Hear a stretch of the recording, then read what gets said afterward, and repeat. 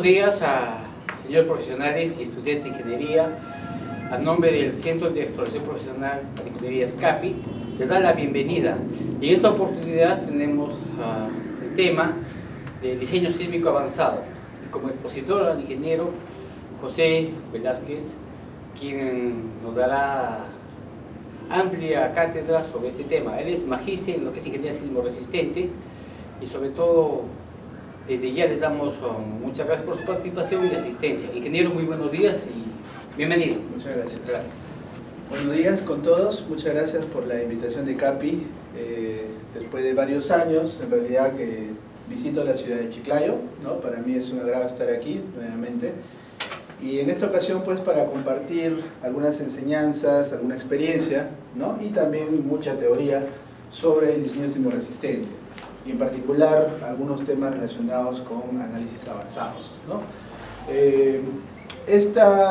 Digamos, este módulo, ¿no? que pertenece a este diplomado en estructuras o también al diplomado en concreto armado, que le hemos llamado diseño sísmico avanzado, tiene un poco la intención de ser un curso rápido, ¿no? Un curso rápido de ingeniería antisísmica, lo que le llamamos así en la Católica, y también, pues, darles algunas luces, algunas ideas de cómo se hace análisis avanzado, ¿no? Como por ejemplo un análisis tiempo-historia o un análisis pushover, lo que llamamos la curva de capacidad de una estructura, ¿no? Y es evidente que tenemos que repasar algunos conceptos básicos de la dinámica de estructuras. Tenemos que también familiarizarnos con algunas herramientas de software como son ETABS o SAP 2000, ¿no? Y ver lo que hoy en día la industria del diseño asistido por computadora nos ofrece en temas relacionados con diseño sísmico, ¿no? Y eso es más o menos la estructura que hemos preparado para las 8 horas que estaremos por aquí acompañándoles, ¿no? Bueno, quien les habla es el ingeniero José Velázquez Vargas, como bien dijo el ingeniero Rafael. Yo soy egresado de la Universidad Privada Tenor Rego de Trujillo, ¿no? Hice mi maestría en la Universidad Católica y después tuve la oportunidad de estudiar otra maestría en la Rose School en Italia, que fue una relacionada con ingeniería sismológica e ingeniería sismoresistente, ¿no? Y actualmente estoy desempeñándome como docente de la Universidad Católica, tanto en pregrado como posgrado, y siempre en la línea de ingeniería estructural, ¿no? Vale decir cursos de resistencia en materiales, análisis estructural, ingeniería antisísmica, y particularmente en la maestría dicto un curso que se llama dinámica de estructuras, ¿ya? Eso es un poco para que tengan una idea de, digamos, mi experiencia en este tema, ¿no? Bueno, entonces, ya que conocen un poquito de mí, vamos a empezar. Entonces ustedes deben tener este material, si no es impreso, quizás en digital.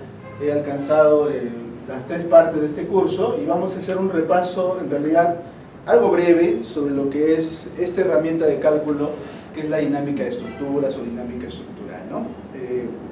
Cuando nosotros hacemos diseño sísmico, tenemos que ver un poco la matemática que hay por detrás, ¿no? El análisis, digamos, dinámico que se hace eventualmente primero estructuras de un solo grado de libertad, estructuras muy simples como esta, y en el cual el objetivo es entender qué es lo que está pasando cuando se somete a cargas dinámicas, ¿no? Acciones que son funciones del tiempo, como puede ser el viento, como puede ser el sismo, o puede ser inclusive una carga móvil de un puente, ¿no?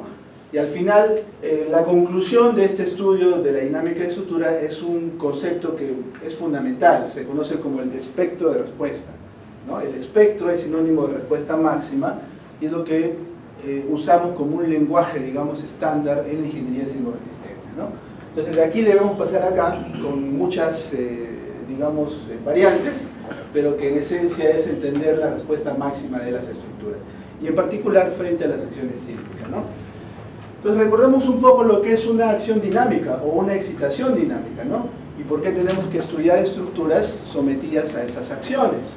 Porque, bueno, eventualmente lo que nos interesa como ingenieros civiles o como profesionales vinculados a la ingeniería civil es el diseño de edificaciones, ¿no? Necesitamos, en la mayoría de las veces, en el 90%, diseñar edificios, ¿no?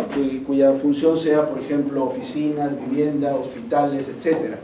Y esos edificios pueden estar sometidos a estas acciones dinámicas, ¿no? Por ejemplo, equipos mecánicos instalados, ¿no? Puede ser un sistema de aire acondicionado que está constantemente vibrando, ¿no? Puede ser algún equipo mecánico que involucre una actividad automotriz, por ejemplo, ¿no? y esto causa vibración, cuya función del tiempo de este movimiento horizontal o de esta fuerza es armónica, ¿no? Vale decir, es una función periódica.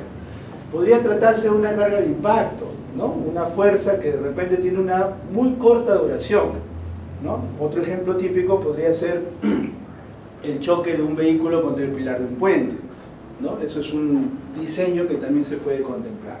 O a veces explosiones que ocurren cerca de la edificación, que también son funciones del tiempo, que tienen muy corta duración. A veces hablamos de una décima de segundo, o en líneas, digamos, normalizadas, valores que van muy por debajo del periodo natural de la estructura, que es una propiedad importante que vamos a definir, ¿no? En edificios también tenemos la acción del viento, sobre todo en edificios que están ubicados en países donde estos eventos superan velocidades muy grandes, ¿no? Más de 100 kilómetros por hora, por ejemplo. Entonces ahí hay que considerar que las acciones del viento son acciones dinámicas y cuya distribución en altura, miren, aumenta en magnitud, ¿no? Aumenta con la altura en magnitud. Entonces esto es una acción que deberíamos ser capaces de modelar. Las olas en puertos también ejercen una acción dinámica, o el concepto de los reservorios, ¿no? El reservorio, cuando está sometido a un movimiento en la base, también el oleaje produce un efecto dinámico sobre las estructuras. Y este es justamente el que nos va a interesar, ¿no? Porque estamos hablando de diseño sísmico, ¿no? Entonces el edificio está sometido muy eventualmente a estas acciones que se conocen como movimiento en la base, ¿no? Hay toda una teoría por detrás de cómo se originan estos terremotos, eso es lo que se llama la ingeniería sismológica, ¿no? Pero que en realidad escapan de nuestro objetivo el día de hoy, porque tiene que ver pues con el mecanismo de generación de terremotos, la tectónica digamos de las ondas de tipo ondas de cuerpo, ondas superficiales que se desplazan desde el hipocentro hasta el epicentro y eventualmente se traduce en un movimiento en la base de un edificio que viene a ser este registro de aceleración, ¿no? Entonces esto es lo que realmente nos va a interesar. Siempre hablamos de una aceleración porque existen instrumentos que captan de mejor manera la componente de aceleración que la componente de desplazamiento, ¿no? Entonces instalamos eventualmente un acelerógrafo por aquí, ¿no? En una estación, y cuando hay un terremoto podemos registrar ese movimiento como una historia de aceleraciones, ¿ya? Esa es un poco la idea. Hay sismógrafos que también pueden captar las tres componentes, es decir, desplazamiento, velocidad y aceleración, pero siempre por ahí hay un tema de filtro de señales que limpia el ruido, ¿no? Porque cuando no hay ningún terremoto hay vibración ambiental, la ciudad es como que tuviera un latido, el tráfico, las personas, la vibración ambiental hacen que exista por ahí una componente mínima, ¿no? Que a veces es hasta de 0.1G. Entonces eso hay que limpiarlo de la señal principal. Eso se llama la teoría de filtrado de señales, ¿no? Y entonces, esta es la que nos va a ocupar en particular y trataremos de empezar pues con un repaso de lo que es la dinámica de sistemas muy simples. Sistemas que tienen solamente una componente de movimiento, ¿no? Cuando tenemos una componente de movimiento, estamos hablando de sistemas de un solo grado de libertad, ¿no? Y podría ser un edificio de un solo piso, miren, ¿no? Si nosotros imaginamos un edificio de un solo nivel, con columnas de concreto armado, un diafragma rígido, y de pronto viene un movimiento en la base, que es el sismo, yo puedo traducir esto en una acción lateral, ¿ya? Una carga efectiva se le llama, y si estudio el diagrama de cuerpo libre de este entrepiso, voy a ver que hay fuerzas que actúan en un instante cualquiera del tiempo, ¿no? Las fuerzas están asociadas primero con las fuerzas restitutivas, porque resulta que estas columnas se han desplazado, ¿no? Han sufrido una deformación por la ley de Hooke, entonces hay una fuerza que se opone a esa deformación, usualmente es proporcional a esa deformación. Si imagino que hay un amortiguador, aunque en realidad no existe en una columna en concreto, pero es una manera de idealizar su mecanismo de disipación de energía. Entonces hay una fuerza que se opone a las velocidades, esa fuerza se le llama disipativa, ¿no? Y por la segunda ley de Newton, en la masa se produce la fuerza inercial, o fuerza de inercia, que es igual a la masa por la aceleración. Entonces tengo tres componentes de fuerza y una componente que va en sentido contrario y que es la acción dinámica, en general, que representa el sismo, la explosión o también el terremoto, ¿no? Y yo quiero averiguar como incógnita en el problema cuál es el desplazamiento, pero todo como una función del tiempo, ¿no? ¿Cuál es la historia del movimiento de ese sistema de un solo grado de libertad. Y entonces digo, ¿no? Sumatoria de fuerzas es igual a 0, ¿no? Voy a tener, por ejemplo, que F sub i, que es masa por aceleración, más F sub d, que es amortiguamiento por velocidad, más F sub s en total, que es la rigidez por el desplazamiento. Esto debe ser igual a la carga externa aplicada. Y tengo una ecuación que es fundamental en la dinámica de estructura. Esa ecuación se le llama una ecuación diferencial de segundo orden, ¿no? Para lo cual existen, pues, métodos clásicos de solución, dependiendo de cómo es la forma que tenga la excitación. Si esta, por ejemplo, es una función armónica, ¿no? Habrá todo un método. Si es una función, qué sé yo, de tipo impacto, se le llama función de tipo impulso, ¿no? También tendré otros métodos para resolverlo. No vamos a entrar en detalles sobre estos métodos, ¿ya? Pero esta es la base para, digamos, averiguar las propiedades del sistema. Entonces hay otro caso en particular en el cual uno le pone 0 a esta componente, miren, ¿no? Y estudia lo que se llama la vibración libre de estas estructuras de una sola componente de desplazamiento, ¿no? Entonces, si yo no le pongo ninguna excitación, o sea, el PDT vale 0, esto significa que la estructura va a tener movimiento bajo condiciones iniciales. Es como que yo al edificio de un solo nivel lo jalo con algún sistema, de repente un camión, ¿ya? Y de repente corto el cable. Entonces el edificio se desplaza 1 centímetro al inicio y luego tiene que vibrar, ¿no? Entonces eso se conoce como vibración libre, donde la carga externa es nula. Lo único que estoy aplicando son condiciones iniciales, ¿no? Acá, para simplificar el problema, me olvido de que hay amortiguamiento, solo un ratito, porque en realidad siempre hay amortiguamiento. Y la solución de este problema es más o menos así, miren, ¿no? Entonces mi ecuación diferencial es masa por aceleración más rigidez por desplazamiento, que lo puedo expresar en términos, digamos, de una componente que se llama frecuencia natural y que tiene relación con la rigidez y la masa. La rigidez y la masa siempre son dos propiedades intrínsecas de los edificios, de las estructuras en general, ¿no? La masa viene a ser el metrado de cargas que tenemos en el entrepiso, el resultado de eso, y la rigidez son las propiedades de las secciones transversales, de vigas, columnas y del material, ¿no? Entonces siempre son dos propiedades que van amarradas entre sí, y si yo defino este omega n como raíz de k entre m, y lo coloco por aquí como m y k, ¿no? Haciendo un poco de artificio matemático, voy a llegar a esta ecuación. Miren, u2 puntos más omega n al cuadrado por u es igual a 0, que es la misma ecuación anterior, ¿no? Entonces yo puedo asumir que la solución, ¿no? La respuesta, recuerden que es encontrar el desplazamiento, tiene una forma exponencial, miren, e a la s por t, ¿no? Entonces se trata de averiguar cuánto vale s, ¿no? S es una incógnita en el problema. Entonces, como esto debe satisfacer la ecuación del movimiento, ¿sí? Rápidamente derivo, porque esta es la velocidad, la derivada de una exponencial es muy fácil, s a la s por t, y derivo otra vez, ¿no? Para obtener la aceleración, que viene a ser s cuadrado e a la s por t. Entonces aquí yo tengo el u2 puntos, que es s al cuadrado e a la s por t, aquí tengo el u de t, que es e a la s por t, y la suma de esto me tiene que dar 0. Miren, ahí está. Factorizo el exponencial y resulta que s cuadrado más omega n al cuadrado es igual a 0, por lo tanto s tiene dos soluciones porque es una función o ecuación cuadrática, en la cual encuentro que s debe ser la raíz cuadrada de omega n al cuadrado, pero como esto va hacia el otro lado con menos 1, la raíz cuadrada de menos 1 viene a ser el número imaginario, ¿no? Entonces tenemos más menos i por omega n,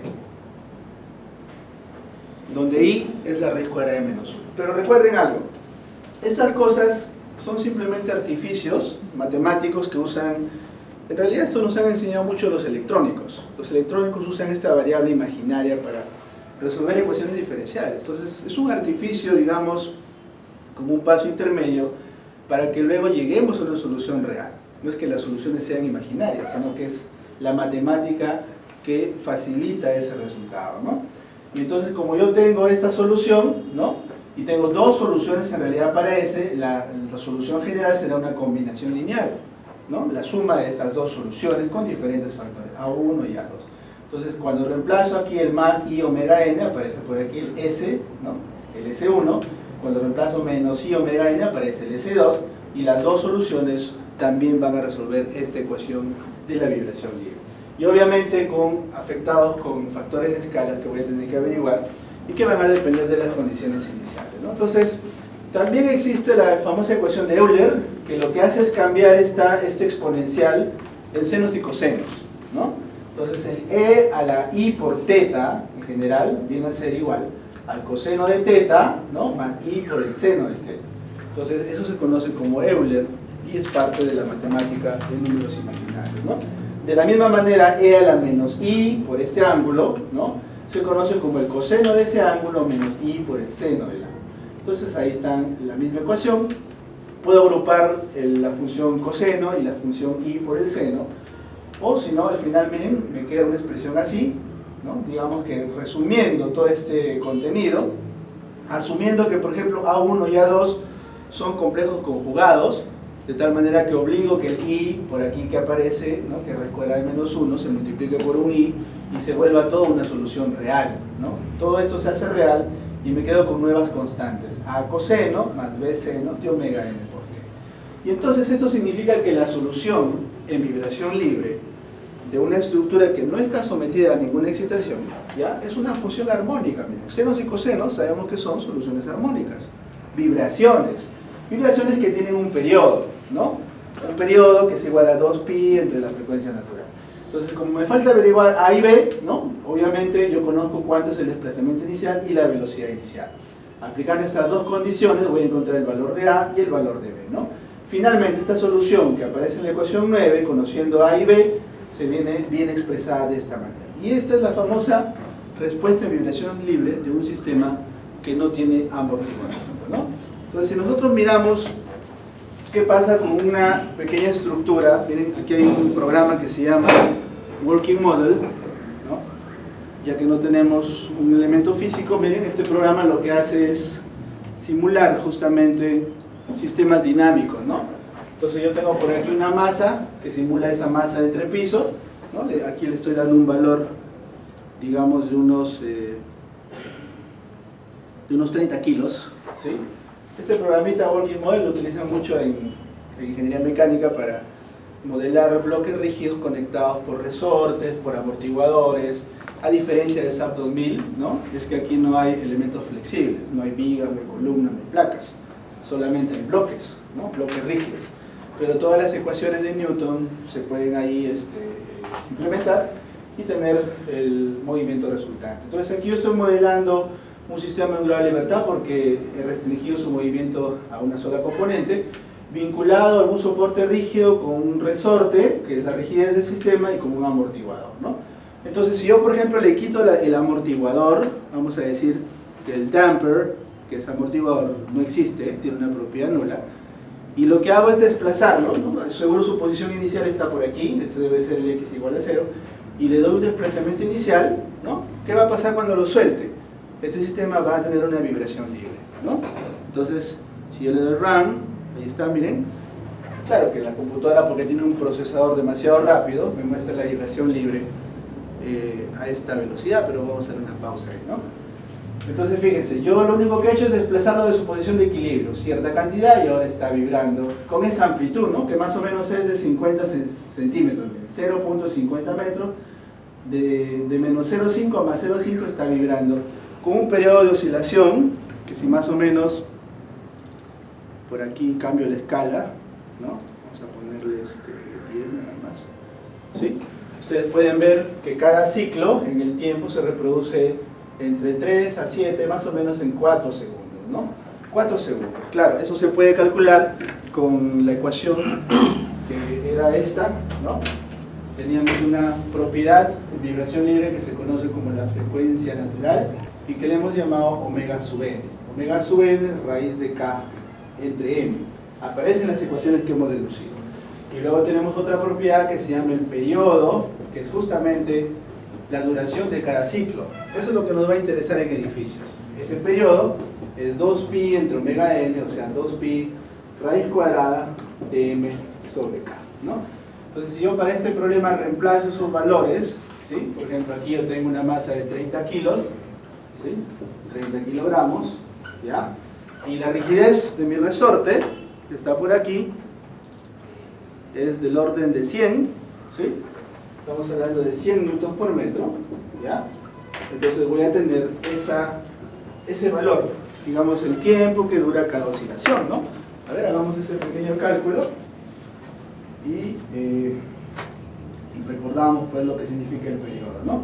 Entonces tengo 2 por pi por raíz de 30 entre 100 y sale 3.4, ¿no? El periodo natural de divulgación de 3.4 segundos, ¿no? Y efectivamente, miren, para este pequeño problema, es lo que tenemos ahí, ¿no? Cada ciclo, ¿sí? Estoy empezando por aquí más o menos en 3.5, ¿no? Más 3.4 me da casi del orden de 7 segundos, ¿no? 6.9. Entonces, cada ciclo, a este bloquecito le toma 3.4 segundos por las propiedades de masa y de rigidez que tiene, ¿no? Entonces, la pregunta es, ¿qué pasa si yo aumento la masa de este señor? Eso sería bueno analizarlo, ¿no? ¿Qué pasa si la masa aumenta? Miren, si la masa aumenta, ¿qué pasará con el periodo natural? ¿Qué me puede decir? Si aumento la masa del sistema, miren, la masa está arriba, aumenta como la raíz cuadrada de la masa, ¿no? Entonces el periodo también aumenta, ¿sí? Entonces, en un edificio que tiene más equipamiento, que tiene más almacenes, que es un gimnasio, hay mucha gente, entonces tenemos más masa, ¿no? Por lo tanto, más periodo natural de vibración. Si no, miremoslo, ¿no? Miren, aquí yo al bloquecito le pongo el doble de la masa, 60 kilos, y vuelvo a hacer mi análisis de vibración libre, ¿no? Ahí está, ¿sí? Entonces, ¿qué pasó con el periodo? Ya, miren, si parto de 10, ¿no? Hasta 15 más o menos, veo que es como de 5 segundos, miren. Ha aumentado el periodo, ¿no? ¿Y qué pasa si yo aumento la rigidez? ¿No? ¿Qué significa aumentar la rigidez en mi edificio? Colocar pues placas, columnas más robustas, más peraltadas, ¿no? Entonces, ¿qué pasa con el periodo del edificio? Como aparece aquí abajo, es inversamente proporcional a la raíz cuadrada de K, entonces se reduce, ¿no? Entonces, aquí tengo 5 segundos, por ejemplo, ¿no? Y vamos a aumentar la rigidez a mi resorte, por aquí, por ejemplo, tenía 100 newtons por metro, ¿no? ¿Qué tal si le pongo 500 newtons por metro? Súper rígido, ¿no? Entonces, pero con la misma masa que teníamos, la misma masa era de 30, ¿no? Entonces le aumenté a 100, a 500 y veamos qué pasó por aquí, ¿no? Voy a ponerle solo 10 segundos de duración, ¿no? Entonces el periodo, ¿no? Fíjense, de 3 segundos más o menos a 4.5, se redujo a 1 segundo y medio. Cada ciclo está tomando solo 1 segundo y medio, aproximadamente, ¿no? El ejemplo que estoy poniendo. Entonces, estructuras más rígidas tienen periodos menores, ¿no? Cuando a mí me dan un primer edificio y me dice el periodo fundamental salió del orden de medio segundo, ¿no? Y luego de darle varias vueltas, cuando yo he coordinado con el arquitecto y he cambiado la estructuración, y ahora me dicen que sale en menos 0.3 segundos, significa que mi edificio es más rígido. De alguna manera, cambiando la estructuración, lo he hecho más rígido, ¿no? Ok, entonces esto es un poco para recordar, ¿no? No las ecuaciones, pero sí el significado físico de lo que significa esta propiedad. Esta es una propiedad independiente de la excitación, solo depende de la masa y de la rigidez del sistema, ¿no? Y ahora bien, tenemos que recordar, miren, ahí les he puesto las 3 ecuaciones fundamentales de vibración libre, que es la frecuencia natural, raíz de K entre M, el periodo que es 2pi entre esto, ¿no? Y hay otra cosa que se llama frecuencia propiamente, ¿no? Y que está dado en Hertz, que vale decir es los ciclos por segundo que tiene este oscilador, ¿no? O también uno solo ciclo. Acá hay un pequeño ejemplito, miren, de vibración libre, en el cual solo quiero puntualmente explicar los detalles de este problema. Ustedes lo pueden leer con calma, un poco para repasar luego. Pero se trata de una viga, miren, una viga simplemente apoyada, sobre el cual dejo caer un bloque de 1000 kilogramos, ¿no? Entonces acá hay una distancia por recorrer de 1 metro, ¿ya? Entonces la viga no está sometida a ninguna acción dinámica. Lo único que va a pasar es que este bloque, al causar impacto sobre la viga, como que se va a juntar con la viga, ¿no? Y va a haber una velocidad inicial. Esa velocidad inicial es la que va a producir vibración libre. Así como un desplazamiento inicial, la velocidad inicial también produce eso, ¿no? Entonces, para una estructura que tiene una masa en el centro y una rigidez asociada, yo sé de la resistencia de materiales que la deformación es pi al cubo sobre 48i. Entonces la rigidez por definición, así como la de un resorte, es la fuerza por unidad de desplazamiento, ¿no? O sea, 48i sobre L al cubo, ¿no? Este valor lo puedo calcular con las propiedades que me dan de la viga, módulo de elasticidad, por ejemplo, en este caso 25.000, la inercia, ¿no? Dependiendo de la sección transversal, la longitud, ¿no? Entonces tengo las propiedades de la rigidez. Además puedo averiguar cuáles son, ya que tengo su rigidez y su masa, cuál es el periodo natural de vibración, miren, y en este caso me sale 0.126 segundos, ¿no? Estructuras que a veces, como tienen un valor tan pequeño de periodo de vibración, es mejor hablar en términos de frecuencia, porque la frecuencia es la inversa, ¿no? Entonces decir 8 Hz como que es más comprensible. 8 Hz, ¿qué significa? Que la estructura vibra naturalmente a 8 ciclos por segundo, ¿no? Y luego aquí tengo la solución, que era un A coseno más B seno de omega por T, que es la respuesta del desplazamiento, ¿no? Como este bloque cae desde una altura, ¿no? Tenemos una ecuación de la física clásica que se conoce como la velocidad al cuadrado igual a 2g por la altura, y esto me permite encontrar la velocidad de impacto. Esa velocidad de impacto, que es de 4.43 metros por segundo, va a ser la velocidad inicial en el problema, ¿no? Y aquí otra vez lo reemplazo, como no tengo desplazamiento inicial, ese término se va, y al final la vibración libre que se produce como resultado de ese impacto es una función sinusoidal, miren, con esta amplitud. Esta amplitud significa que esto va a vibrar con 8.86 centímetros, ¿no? De desplazamiento. Pero va a vibrar con un periodo que hemos visto que es del orden de 0.12 segundos o aproximadamente 8 Hz, ¿no? Entonces este es un problema que nos recuerda pues el tema de la vibración libre sin amortiguamiento, ¿no? Pero hemos dicho sin amortiguamiento. ¿Qué es lo que está pasando en realidad en las estructuras? ¿Hay o no hay amortiguamiento? ¿Qué piensan ustedes? Si miramos otra vez el edificio de chiquito, no más de un piso, ¿no? Y lo sometemos a un movimiento, imagínense, ¿no? Estamos jalando con un carro, un cable de acero, y luego lo soltamos. Entonces el edificio se va a mover, ¿no? Pero ese movimiento va a ser eterno, como me ha mostrado Working Model. No, ¿verdad? ¿Qué va a pasar? Eventualmente retornar a la posición de equilibrio. Entonces significa que si hay un amortiguamiento, ¿no? Aunque no lo vemos, miren, es como modelar este amortiguador, ¿no? Entonces si hay el amortiguamiento, este término no lo puedo eliminar, no lo voy a eliminar definitivamente, ¿no? Entonces esta ecuación diferencial, otra vez pensando en que no hay excitación, digamos, lo puedo resolver de la misma manera como lo hemos resuelto en el caso anterior. ¿Cómo lo hemos resuelto en el caso anterior? Volvamos al método, ¿no? El método era el siguiente, ¿no? Yo estoy asumiendo que la solución de desplazamiento es como exponencial. Entonces, claro, aquí era muy fácil porque solo eran dos términos. Pero ahora ya tengo la expresión de la velocidad, voy a reemplazar los tres términos, ¿no? Cuando hago esta solución, ¿sí? Para una estructura que realmente sí tiene amortiguamiento, con este término, encuentro que van a aparecer tres casos posibles, ¿sí? Tratando primero una definición que se llama sí, ¿no? O razón de amortiguamiento, ¿sí? Si la razón de amortiguamiento es mayor a 1 o el coeficiente C es mayor que un valor que se conoce como el crítico, se dice que la estructura está súper amortiguada, o sea que tiene amortiguamiento supercrítico. Si este valor es igual a 1 o el coeficiente es igual al crítico, ¿no? Quiere decir que esto está críticamente amortiguada, y si es menor a 1 está subcríticamente amortiguada. ¿Cómo se representan estas tres cosas físicamente? Con movimientos que en el tiempo se ven así, miren. Si yo tengo una estructura súper amortiguada, por ejemplo con el orden de 2, ¿no? Tiene una respuesta muy lenta, miren, ¿no? Es como que el edificio lo soltamos, ¿no?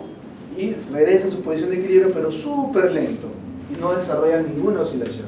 Ahí está, miren. Entonces digamos que lo desplacé a una cantidad unitaria y regresa a 0, pero a lo largo de 2, 1, 2, 3 veces el periodo natural, ¿no? Se toma mucho tiempo. El segundo caso, que era con amortiguamiento igual a 1, ¿no? Regresa un poco más rápido, ¿sí? Quizás una vez el periodo natural, pero no desarrolla tampoco ninguna oscilación. Y finalmente el tercer caso, en el cual sí es menor a 1, tomemos el caso de un 10% nomás, o sea, en términos prácticos significa que C vale el 10% del amortiguamiento crítico. Resulta que este es un sistema en el cual sí desarrolla oscilaciones. Eso es lo que vemos que pasa con estos edificios, ¿no? Si yo voy al laboratorio de estructuras, construyo un módulo, le doy un golpecito, ¿no? Y veo que el edificio sí se mueve en vaivén. Entonces, todos los casos prácticos tienen amortiguamiento que son menores a 1.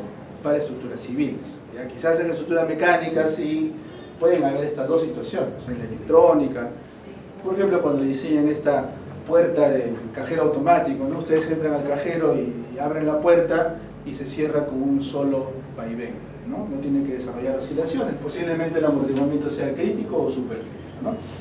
Pero nosotros estamos en este tercer caso, ¿no? Entonces donde hay amortiguamiento que va a depender de la masa, de la rigidez y del coeficiente de ambos. Entonces eso también lo podemos ver aquí en Working Model. Si ahora le pongo amortiguamiento, digamos mucho amortiguamiento, vamos a ponerle 100, ¿no?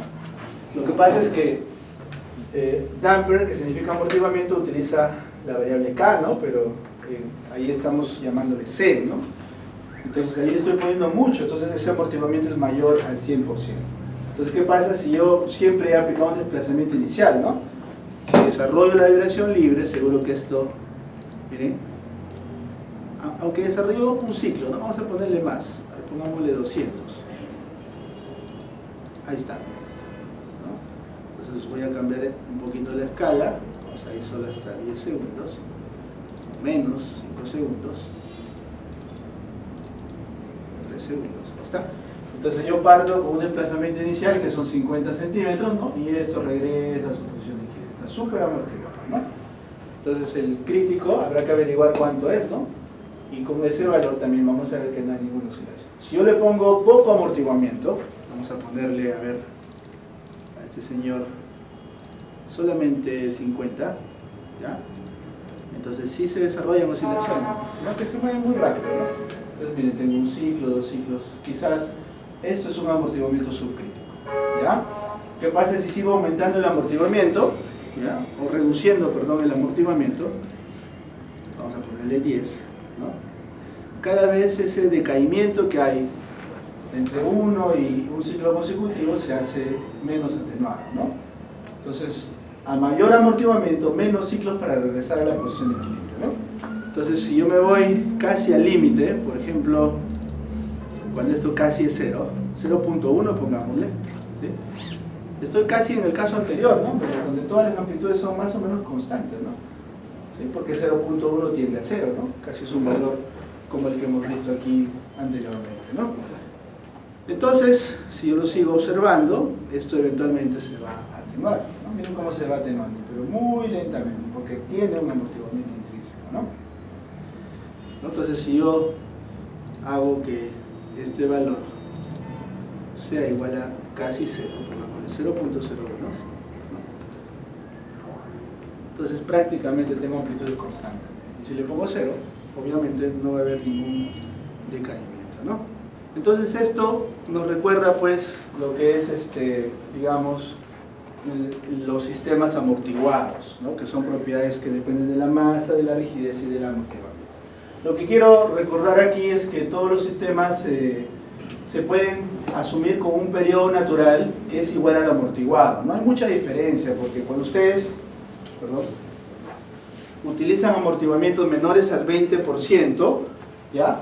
Este periodo natural que han medido sin amortiguamiento es igualito al caso amortiguado. No hay mucha diferencia.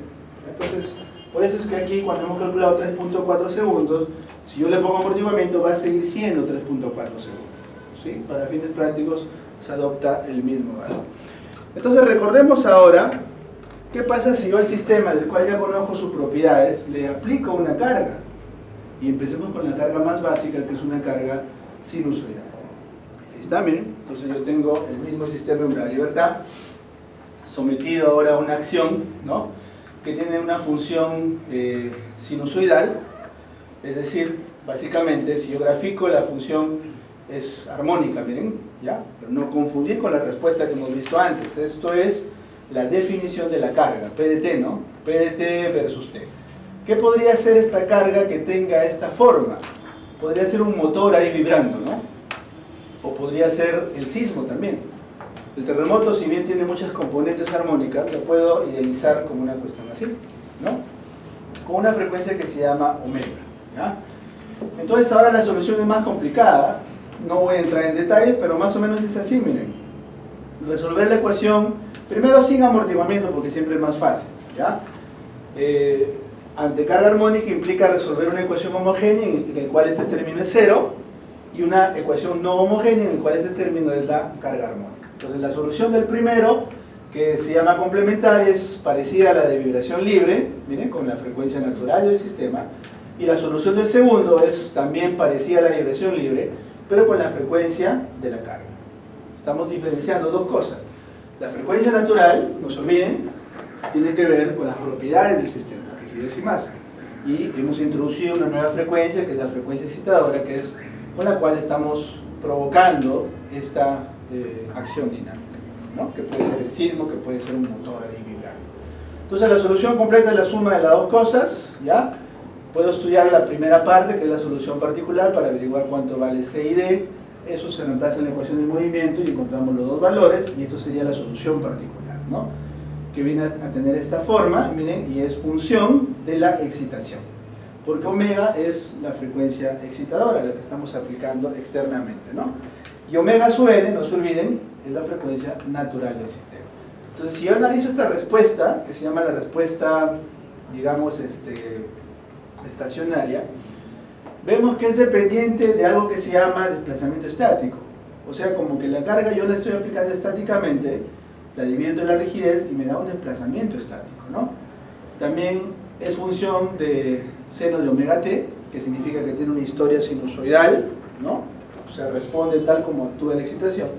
Y en medio aparece un factor que controla la amplitud, se llama factor de modificación dinámica. Depende de la relación de frecuencias. Entonces, si yo disparo, digamos, al oscilador o sistema de unidad de libertad, ¿no? Que viene a ser este pequeño edificio con su masa, ¿no? Con su masa concentrada por ahí, y tengo la acción PDT, que es una acción armónica, ¿no? De ida y vuelta, ¿ya? ¿Qué pasa cuando este omega tiende a 0? Cuando tiene un valor muy chiquito, frecuencia baja, digamos, ¿no? Entonces es como que yo la carga la estoy aplicando muy lentamente, ¿sí? Este término, ¿en qué se transforma? A ver, si la frecuencia es muy baja, si omega tiende a 0, ¿qué pasa con todo este término? 0, pues, ¿no? Porque este se va, ¿sí? 1 entre 1 queda 0, y entonces, perdón, 1 menos 0 queda 1, y 1 entre 1 queda 1, ¿no? Entonces, el desplazamiento, la respuesta de desplazamiento es igual al desplazamiento estático. Y bueno, por el seno de omega por t. Quiere decir que si el desplazamiento estático, yo lo calculé, por ejemplo, ¿no? Como P sub 0 entre K, 2 centímetros, digamos, ¿no? Si yo lo aplico lentamente la carga, ese desplazamiento va a seguir siendo de 2 centímetros. ¿No? Es como si hiciera un ensayo estático. ¿Ah? ¿Qué pasa si lo aplico demasiado rápido? O sea, si omega tiende a infinito. Vamos a analizar también esta amplitud, ¿no? Si omega tiende a infinito, la excitación es tan rápida, esto lo estoy moviendo así de ida y vuelta súper rápido con respecto a la frecuencia natural, ¿no? Entonces veo que 1 entre infinito, ¿cuánto es? 0, ¿no? Eso ya lo hemos visto en matemática, entonces la respuesta tiende a 0.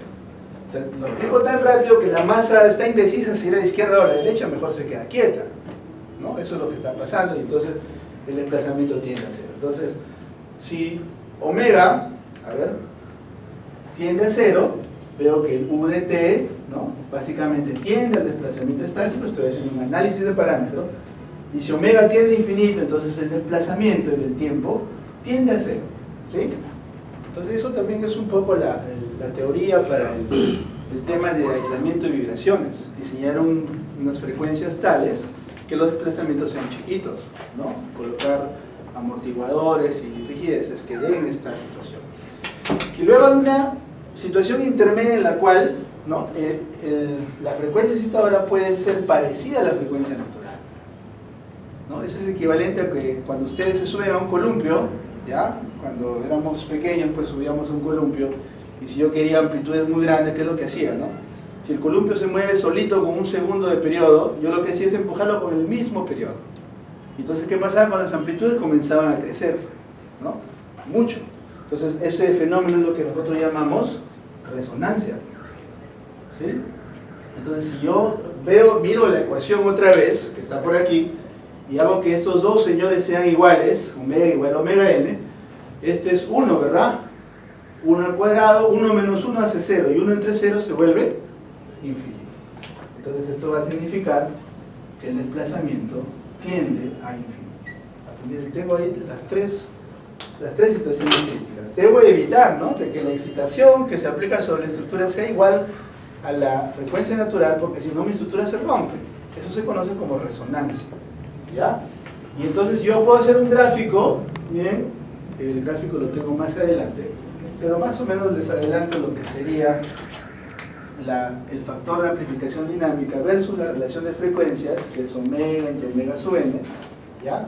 Y veo que este RD, que es justamente 1 entre 1 menos beta al cuadrado, empieza en 1 para frecuencias bajas, ¿sí?, porque tiene el desplazamiento estático, luego se va al infinito, y luego regresa al infinito y tiende a 0 para frecuencias, digamos, infinitas, ¿ya? Ahora, la realidad es que nuestros sistemas tienen una componente más. Miren, esto, digamos, es teóricamente cuando no hay amortiguamiento, pero la realidad es que sí lo hay. Entonces nos estamos olvidando de este término, ¿ya? Entonces, cuando yo resuelvo y hago el análisis otra vez de este mismo problema, considerando que sí hay amortiguamiento, sí está aquí el elemento disipador, y otra vez lo someto a una carga armónica, ¿ya? Entonces resuelvo el problema con el mismo método anterior, voy a encontrar una solución más compleja, ¿sí?, parecida a la anterior, miren, ¿no?, sinusoidal por aquí, armónico por aquí, pero con un término que es exponencial, ¿sí? Y cuando camina el tiempo, cuando el tiempo crece, este término lo que hace es atenuar esta expresión. Por eso se le llama una respuesta transitoria, ¿no? Y lo que al final va a quedar, o sea que yo puedo asumir que eso se va a anular con el tiempo y va a quedar lo de aquí. O sea que la respuesta de desplazamiento va a ser función de la frecuencia excitadora, ¿no? Esto lo puedo acomodar un poco más y tengo esta solución, ¿no? Miren, aquí me salteo el método porque ya lo vi en el caso anterior. Y la respuesta más o menos va a ser así, miren, ¿no? O sea que al principio va a haber una situación de perturbación que se llama la respuesta transitoria, ¿no? Estos picos representan esta parte, pero como el tiempo va aumentando, ¿no?, con este signo negativo hace que todo esto se atenúe, y lo único que va a quedar es esta componente. Entonces, al atenuarse el tiempo, miren, estos ciclos se tienden a ser igual a esta, digamos, a esta excitación. Y esto es lo que está pasando frente a carga armónica, ¿no? Y podríamos otra vez explicar cómo se calcula la solución particular, cómo sale con la ecuación del movimiento, ¿no? Porque vemos que no nos va a interesar la complementaria, ¿no? La complementaria es una transitoria que desaparece con el tiempo.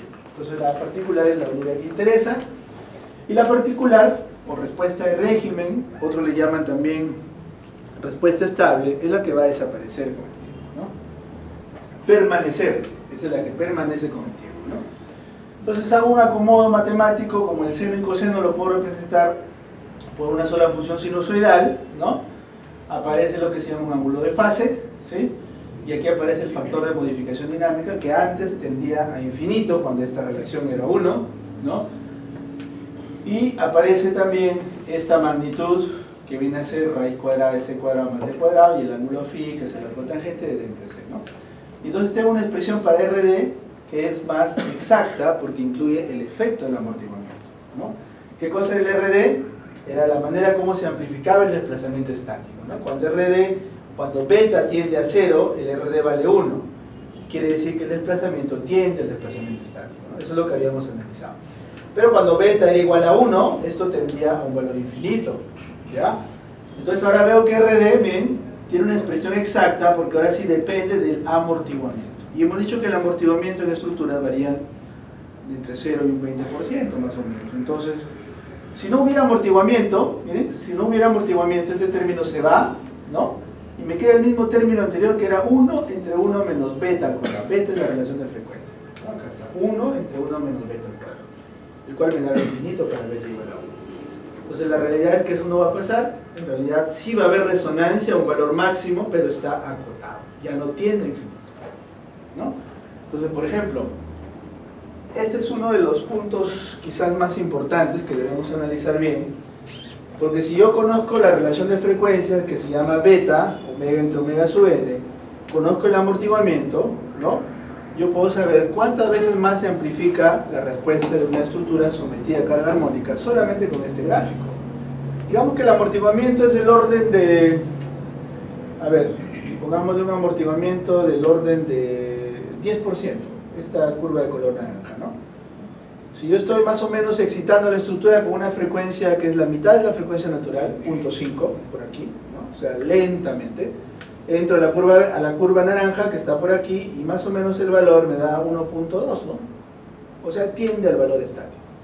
1.2 veces el desplazamiento estático. Eso es lo que me dice esta solución, ¿no?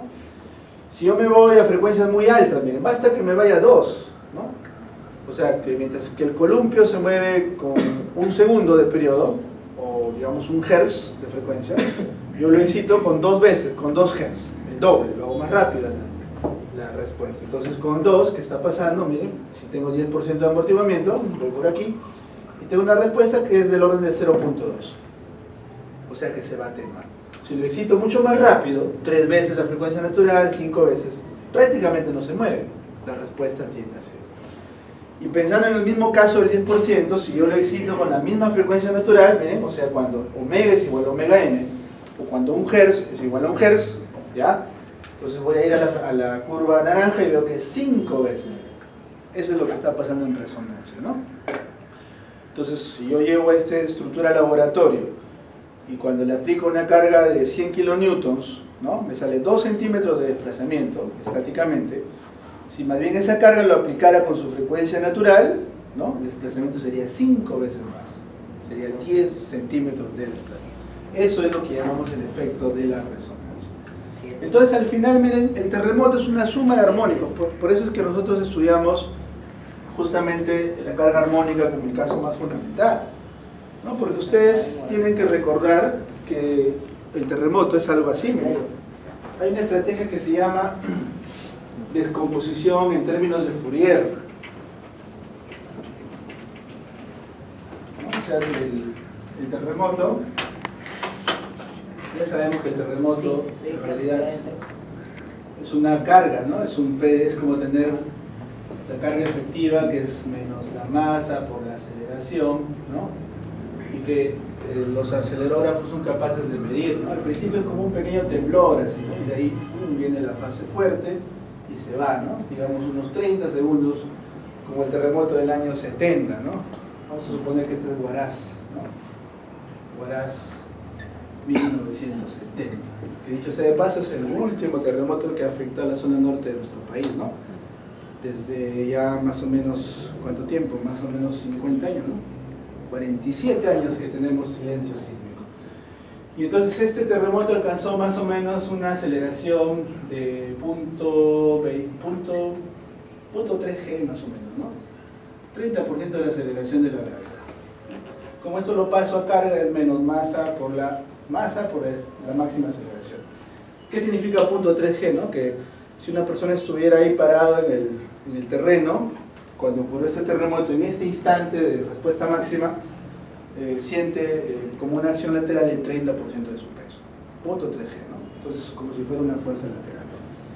Y si nosotros traducimos esto en términos de Fourier, en la matemática convencional, vemos que esto es una suma de armónicos, ¿no? Todo esto es una suma, por ejemplo, de una función así, más otra función con otro periodo, y otra amplitud, ¿no? Más otra función, ¿no?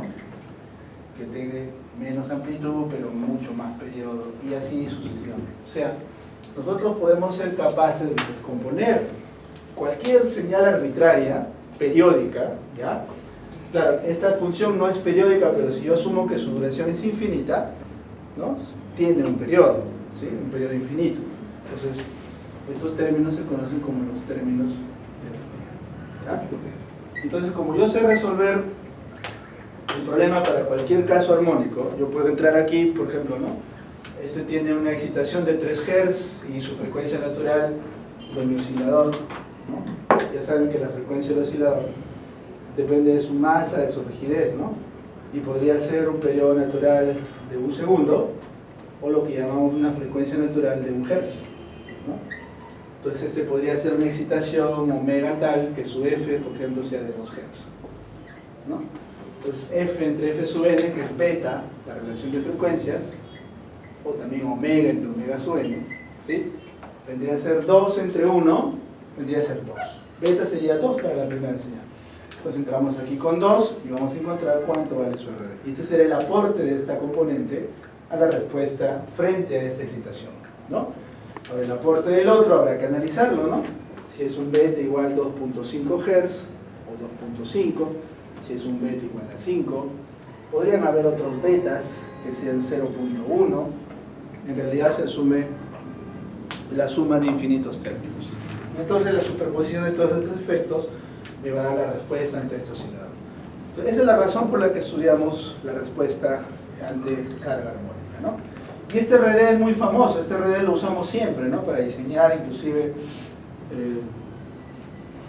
estructuras sometidas a pequeñas oscilaciones, ¿no? Entonces este es el envolvente cuando se alcanza la respuesta en resonancia, ¿sí? Lo paso muy rápido porque esto ya entendemos cómo funciona. Y aquí tengo algunos casos de respuesta en el tiempo para algunas relaciones de frecuencia, ¿no? Una relación baja, miren, significa que la carga es lenta, entonces se parece mucho a la respuesta estática. Si esta señal continua es la respuesta estática, ¿no?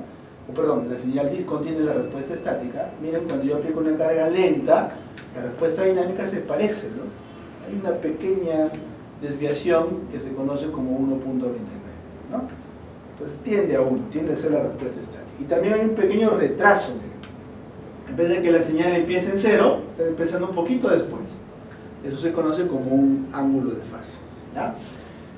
¿Qué pasa si lo aplico en resonancia? O sea, cuando beta vale 1. Entonces, en vez de tener una respuesta estática cuya respuesta máxima debe ser 1, miren, me sale un valor gigantesco, 2.5. Depende muchas veces del amortiguamiento, ¿no? Y también hay un retraso muy grande, ¿no? En vez de empezar aquí en 0, miren, está empezando casi medio ciclo después. O 90 grados se le llama el ángulo de fase. Cuando hay resonancia es así, ¿no? Y si voy muy rápido, por ejemplo, a 2 veces la frecuencia del sistema, beta igual a 2, ¿no? La respuesta estática debería ser así. Entonces, como voy tan rápido, la estructura prefiere permanecer quieta, ¿no? Y miren cómo la amplitud se reduce a 0.32, ¿no? Ese es el significado físico de la carga armónica, ¿no? Y ahí está otra vez el factor de amplificación dinámica, en la cual solamente hay que enfatizar que para relaciones de frecuencia baja, RD tiende a 1, es decir, respuesta estática. Para relaciones de frecuencia resonantes, cuando beta vale 1, esto tiene un pico, un valor máximo, miren, ¿no? Y cuando beta tiende a infinito, la respuesta tiende a 0. No se mueve la estructura, ¿no? Pero esto cuando las razones de amortiguamiento son pequeñas, miren, del orden de 20%, 10%, 1%. Si el amortiguamiento es, digamos, muy alto, cerca al valor crítico, ya no tenemos un pico de resonancia acentuado, ¿no? Ya no hay pico, miren, 70% o 100% no me da ningún valor máximo, ¿ok? Pero no es el caso de nuestras estructuras, ¿no? Y el ángulo de fase, como les comentaba, ¿no? Es algo que nos da una idea de cuánto se retrasa la respuesta con respecto a la excitación, ¿no? Entonces, si yo estoy en relaciones de frecuencia muy bajas, recuerden que esto es beta, cuando beta es del orden de 0, el retraso es de 0 grados, miren. O sea, la respuesta va con la excitación. Si estoy por el orden de beta igual a 1, resonancia, el retraso tiende a ser de 90 grados, hay medio ciclo de retraso. Y cuando estoy por frecuencias altas, miren, tiende a ser menos 180, y esto lo vemos claramente aquí, ¿no? O sea que mientras la excitación va para un lado, ¿no? Que es esto en realidad, la respuesta va en el sentido contrario, miren. O sea, como que la estructura responde en sentido inverso. Yo lo empujo a la izquierda, pero se mueve a la derecha. Eso se le llama contrafase o ángulo de 180 grados, ¿ok? Y eso es un poco entonces la idea de la dinámica del sistema de un grado de libertad, ¿no? Ahora ustedes dirán, pero ok, ya sabemos que son suma de armónicos, esto es el terremoto. Hay otro enfoque, miren, que también lo voy a repasar muy brevemente, que es la manera como se resuelven finalmente en la computadora, porque eso es lo que nos interesa, ¿no? ¿Cómo se resuelve en la computadora sistemas de un grado de libertad sometidas a cualquier excitación? Por ejemplo, a esta, que es un terremoto. Y el enfoque es muy sencillo, miren, parte de la física. Lo que primero voy a hacer es resolver el problema frente a un impulso unitario, ¿no? O sea, como que el edificio está quieto, el oscilador está aquí descansando sin ninguna perturbación. El tiempo está por aquí iniciando, ¿no? Y a medida que pasa el tiempo, en un instante cualquiera, sufre un pequeño golpe. O sea, como que le estamos dando un impulso. Esto se llama un impulso unitario. Si yo integro P diferencial de T, recuerden, eso es impulso en física básica, ¿no? Y el impulso aquí tiene magnitud 1 porque este epsilon por 1 sobre epsilon me da 1. El área bajo la curva es igual a 1, ¿no?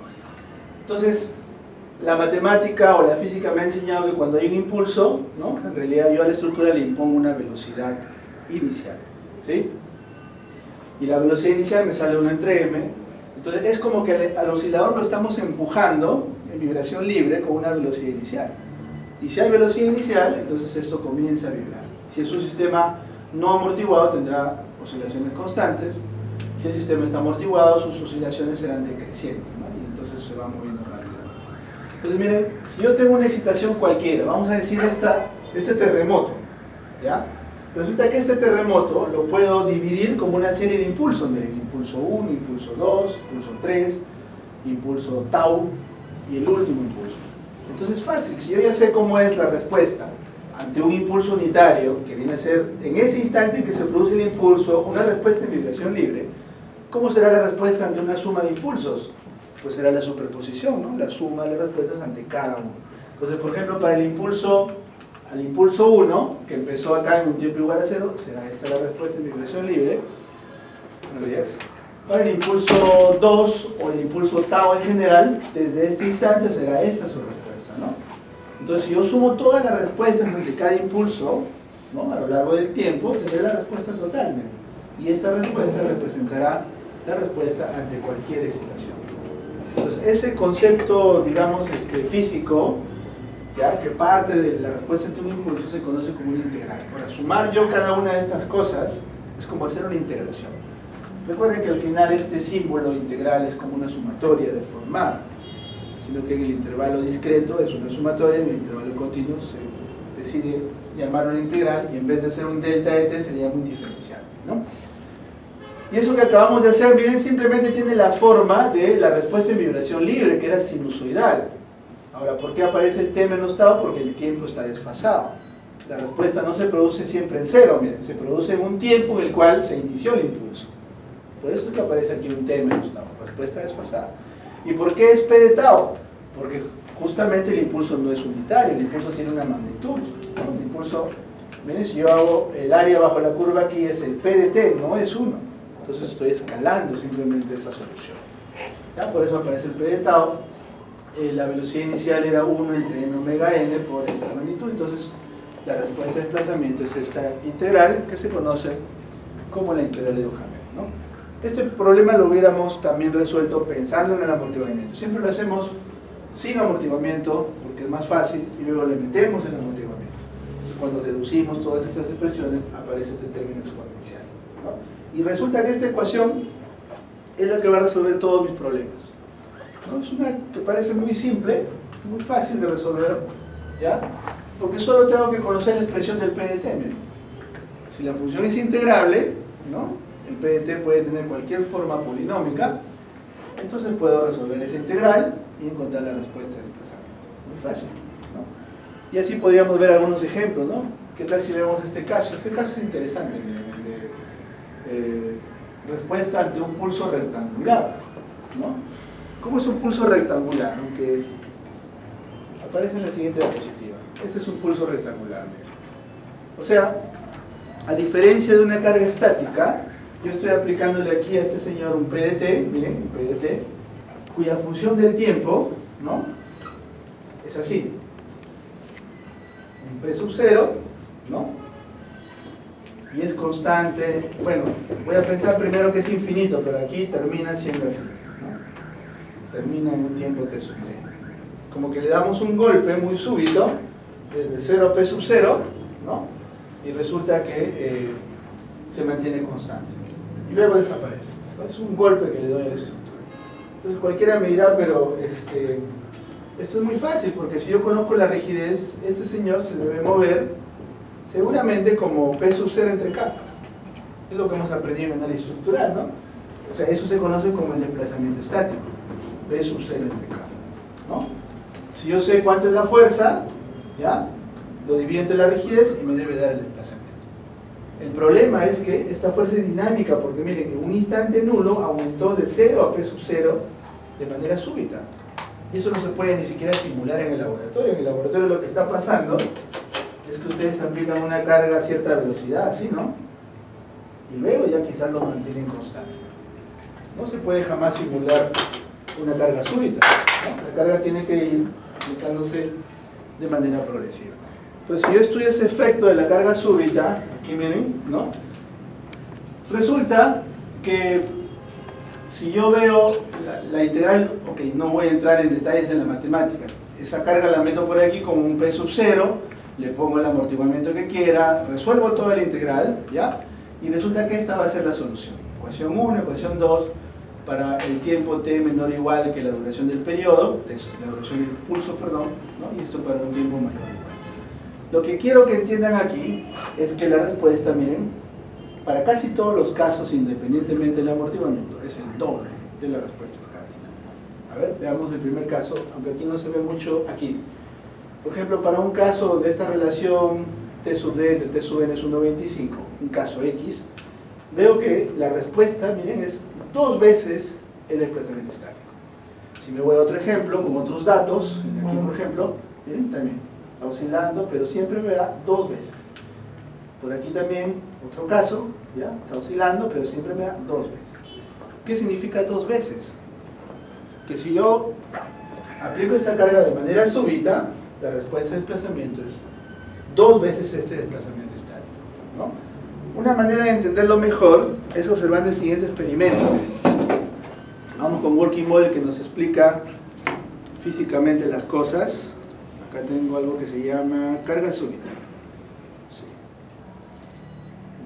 A ver, quiero que ustedes me digan, ¿cuál es la carga más natural que le podemos aplicar a este oscilador?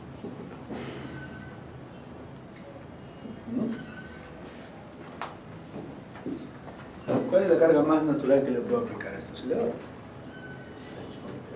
Obviamente su peso, ¿no? Vamos a decir que esto está sobre una mesa, ¿sí? Si está sobre una mesa no pasa nada, está en equilibrio, W es igual a R, ¿no? No hay problema. Si yo retiro lentamente la mesa, ¿sí? Eso equivale a ponerle voy a poner un amortiguador así. La respuesta, miren, así.